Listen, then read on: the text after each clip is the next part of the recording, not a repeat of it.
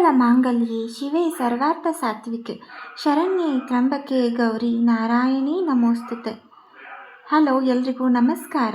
ಮತ್ತೊಮ್ಮೆ ಕಲಿಯುಗ ದೈವ ಯೂಟ್ಯೂಬ್ ಚಾನಲ್ನ ಭೇಟಿ ಮಾಡಿದ್ದಕ್ಕೆ ನಿಮ್ಮೆಲ್ರಿಗೂ ಪ್ರೀತಿಯ ಸ್ವಾಗತ.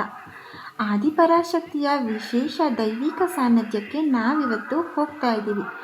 ಈ ದಿವ್ಯ ಕ್ಷೇತ್ರನ ನಿಮಗೂ ಕೂಡ ಪರಿಚಯ ಮಾಡಿಕೊಡ್ತೀವಿ. ಆ ದಿವ್ಯ ಕ್ಷೇತ್ರನೇ ಶ್ರೀ ಕ್ಷೇತ್ರ ಗೌಡಗೆರೆ ಶ್ರೀ ಚಾಮುಂಡೇಶ್ವರಿ ದೇವಾಲಯ. ಈ ಎತ್ತರದ ಪಂಚಲೋಹದ ವಿಗ್ರಹ ಚಾಮುಂಡೇಶ್ವರಿ ದೇವಿಯನ್ನು ಇಲ್ಲಿ ನಾವು ಕಾಣಬಹುದಾಗಿದೆ. ಒಂದು ಉಲ್ಲೇಖದ ಪ್ರಕಾರ ಪ್ರಪಂಚದ ಅತಿ ಎತ್ತರದ ಪಂಚಲೋಹದ ವಿಗ್ರಹದಲ್ಲಿ ಇದು ಮೊದಲನೆಯ ವಿಗ್ರಹ ಎಂದು ಹೇಳಲಾಗುತ್ತದೆ. 2 ಅವರ್ಸ್ ಈ ದೇವಸ್ಥಾನನ ರೀಚ್ ಆಗ್ಬೋದು. ಮೈಸೂರಿಂದ ಮತ್ತು ಮದ್ದೂರಿನಿಂದ ಈ ದೇವಾಲಯಕ್ಕೆ ಡೈರೆಕ್ಟ್ ಬಸ್ ವ್ಯವಸ್ಥೆಗಳು ಇದ್ದಾವೆ.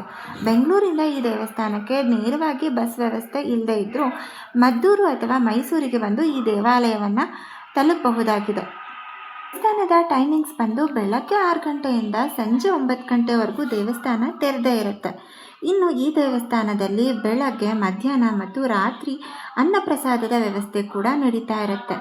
ಆ ಟೈಮಿಂಗ್ಸ್ ಬಂದು ಬೆಳಗ್ಗೆ 7:30ಯಿಂದ 10 ಗಂಟೆವರೆಗೂ ಮತ್ತು ಮಧ್ಯಾಹ್ನ 12 ಗಂಟೆಯಿಂದ 3 ಗಂಟೆವರೆಗೂ ಊಟದ ವ್ಯವಸ್ಥೆ ಇರುತ್ತೆ. ಮತ್ತು ಸಂಜೆ ಸಮಯ 7:30ಯಿಂದ 9 ಗಂಟೆವರೆಗೂ ಇಲ್ಲಿ ಪ್ರಸಾದದ ವ್ಯವಸ್ಥೆ ನಡೀತಾ ಇರುತ್ತೆ. ಇನ್ನು ಈ ದೇವಸ್ಥಾನದಲ್ಲಿ ನಡೆಯೋ ವಿಶೇಷ ನಂಬಿಕೆಗಳಲ್ಲಿ ಕಾಯಿ ಕಟ್ಟುವ ಪದ್ಧತಿ ಕೂಡ ಒಂದಾಗಿದೆ. ಭಕ್ತರು ತಮ್ಮ ಇಷ್ಟಾರ್ಥಗಳನ್ನು ದೇವಿಯಲ್ಲಿ ಸಂಕಲ್ಪ ಮಾಡಿಕೊಂಡು ಸುಮಾರು 7 ವಾರಗಳ ಕಾಲ ಬಂದು ಈ ದೇವಿಯಲ್ಲಿ ಕಾಯನ್ನು ಕಟ್ಟು ತಮ್ಮ ಆಸೆಯನ್ನು ಹೇಳ್ಕೊಂಡ್ರೆ ದೇವಿ ತಮ್ಮ ಮನೋಭಿಲಾಷೆಯನ್ನು ಈಡೇರಿಸ್ತಾರೆ ಅನ್ನೋದು ಇಲ್ಲಿನ ನಂಬಿಕೆಯಾಗಿದೆ. ದೇವಸ್ಥಾನ ನೋಡೋದಕ್ಕೆ ತುಂಬ ಪ್ರಶಾಂತವಾಗಿದೆ. 60 ಅಡಿ ಎತ್ತರದ ಪಂಚಲೋಹದ ವಿಗ್ರಹದಲ್ಲಿ ದೇವಿ ತುಂಬಾ ಸುಂದರವಾಗಿ ಕಂಗೊಳಿಸ್ತಾ ಇದ್ದಾರೆ.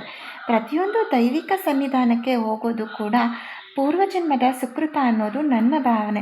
ದೇವಿಯನ್ನು ನೋಡಿ ಕಣ್ ತುಂಬಿಕೊಂಡು ನಮಗೆಲ್ಲ ತುಂಬಾ ಸಂತೋಷ ಆಯಿತು. ನಿಮಗೂ ಕೂಡ ಈ ವಿಡಿಯೋ ನೋಡಿ ತುಂಬಾ ಖುಷಿಯಾಗಿದೆ ಅಂತ ಭಾವಿಸ್ತೀನಿ.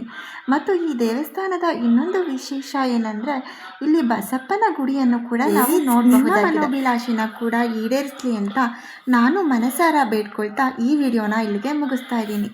ಮತ್ತೆ ಮುಂದಿನ ವಿಡಿಯೋದಲ್ಲಿ ಸಿಗೋವರೆಗೂ ನಮಸ್ಕಾರ.